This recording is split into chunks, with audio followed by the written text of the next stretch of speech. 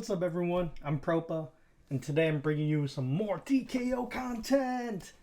Today we're going to talk about the best character, actually two characters, for beginners. For those of you just starting out playing this game, I got you to tell you the two characters I think that you would be most comfortable learning the game with first. You can play up to, you basically have four starting characters. Hercules, Amaterasu, King Arthur, and Sol. So out of those four, there are two I think are better just to learn the game, get a bit of game sense, get comfortable with the abilities and everything before you start moving on and playing some of the more, I guess, not that these characters are unskilled, but some characters that require more of a skill base to be successful with them, while these characters you can just jump right in with. Alright, let's get right into it. When you start playing the game, you will have three deities, three gods. You have Amaterasu, you have Hercules, and you have Sol. Now, there's actually an easy way to get the fourth, King Arthur. You just have to complete the tutorial and you'll unlock him. I have Thor unlocked, but that's because I actually got to level 10 to be able to get another god without paying money for it. But when we're talking about beginning god, if you're just starting off playing, I recommend someone that is very easy to use, can fight one-on-ones, so you're not as reliant as a support character to your team, and can do a bit of damage. So when we talk about that, Amaterasu I think is the top beginning, as the narrator said, it's the best beginning character. Her abilities are all very simple and easy to remember. She does very well in one-on-one situations. She's one of the stronger characters. So first off, she's really good in one-on-ones because of her light attack. Not even one of her abilities, just her normal left click, your light basic attack. The reason is that it's so quick, so once you start chaining it, especially against a heavy character like Ymir or Hercules, they can do nothing against you unless they try to escape with their dodge. But like even then, they can't do it mid-chain. So you just start left clicking. Once you get second, third, fourth hit, they can't do anything about it, and you can finish your combo essentially. I find because she has a quicker attack that she has sort of like this first movers advantage, where you start hitting them first, they're screwed. So that's why she's really strong. But also her abilities are very easy to remember. There's nothing complicated about them. Her Q, Sunseeker Dash, it's literally just a dash across the map. Not across, but it goes a fairly good distance. You'll see other gods might do a leap ability to get back, but hers is just straight dash. You just see which direction you want to go and you go. As I was saying, it goes beyond other Q abilities. You'll have to test out and see how far it goes, but it goes fairly far.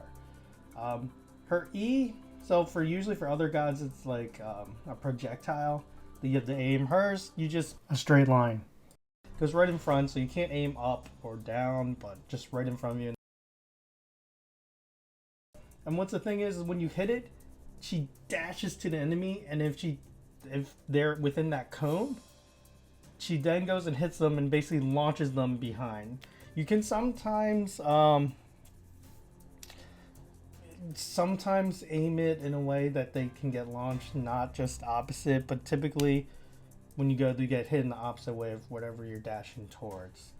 I think, if I recall correctly, now I might not be 100% correct, that I've managed to use it in a way that they launched forward, but don't take my word for it 100%.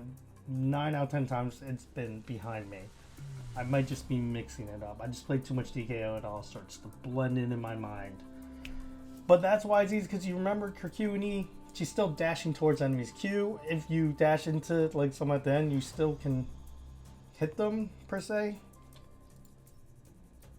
because you hit them and then fly forward with a sword uppercut. So as long as you get them near the end, you're hitting them. E, it's just a dash through and then hitting them behind you. And her R is a sunlit uppercut, which just means she jumps in the air and puts a sword upwards, which is her special ability, her unique ability. And for that, with an enemy, it drives them in the air, sort of like you try to do with a heavy attack and smash, where you hit them up. And then from there, you can right click, which is your heavy attack, and hit them back down into the ground, or left click and hit them and chain them in a light combo in the air, that sort of thing. But it's very easy to remember. Like, two of her abilities are dashes, and one is an uppercut, but she jumps in the air through it.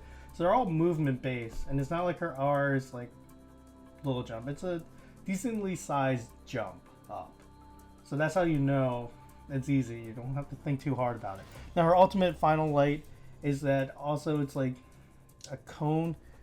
It's like an invisible. I think it's like invisible cone area right in front of you, and there's a certain distance. It doesn't go too far, but if and when you start your your ultimate final light, if enemy's right in there, you go and you like do a rapier attack, like fast rapier attack, and then launches them off. Here's the great thing about it: it's an ult where you can stack not just one but two or even three enemies. There's been times where I've got triple kills from using this ult. And the best thing is they can be attacking you, and suddenly you just hit your F, and it's almost an instantaneous ult, which is amazing. There's like very little build up to it. You could be getting hit, and you just go, oh, or you see someone about to use their ability, and you hit F, and you got them. You caught them. So that's why it's really, really nice to use.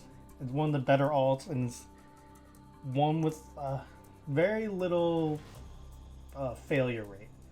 Now, if you somehow miss and they dodge out of your ultimate, but like it's very hard to see it coming unless they're just thinking strategically. But in terms of visual and audio cues, it's almost instantaneous, so they can't get out based off relying on what they hear or see, which is really big. But that's why I think she's one of the best characters for beginning, starting out. If you're like, well, I don't want to be that quick and I don't want to focus on that, the other one would be Hercules. He's a heavy character, but he's very easy to remember. It's just about smashing. It's just about smashing. Just right click, heavy attacks all the time. His Q is a pounce. So it's you leap in the air and you hit Q again, you can slam him to the ground. E is a boulder, you throw a boulder. It's pretty simple. R is he just charges. Hit R, you go dashing really quickly, and then at the end you hit R again when you get into enemy, and they can launch them. F, you literally just become humongous and invincible, and you have 4 swings. A swing, a smash, a swing, a smash before you end. So it's also a very easy character to learn, so I would say he's my number 2 recommended for beginners. It's because he's very easy to remember as well, but he's just a little harder to play than Amaterasu because she's just so quick. But yeah, those would be the 2 that I would say play first. Soul is harder, she's more of a skill character, and King Arthur is harder because I find him more of a support character where you have to really work on your game awareness for his abilities to work at his best. So Amaterasu and Hercules would be my top 2 beginning characters for your journey in DKO. Thanks for watching. I hope you enjoyed this and this is helpful for you when you begin your DKO journey. Just want to let you know I've been coming out with a lot of DKO content, so hit that subscribe if you want to go check the others out. Be up to date when I first launch my next DKO video. I've been streaming it some on Twitch, so go follow me on Twitch if you want so you can see it live and ask your questions there. I won't be able to answer all your technical questions, but I consider myself the average gamer, so if you're looking for a more casual perspective without getting too sweaty, I'm your man. And also, if you're thinking about getting the game during the founder season when it's still paid before it becomes free to play, it's gonna be like Paladins. Eventually it will be free to play, but we don't know when that will be. So if you're itching to get your hands on it, you could also use my code, which I'm gonna post right above. You go there, you can buy it on Epic or Steam through that, as well as currency, and I get some of the revenue back. So I'd really appreciate it if you're gonna buy it to help me out in the process. So thank you very much, and until next time, I will bid you adieu.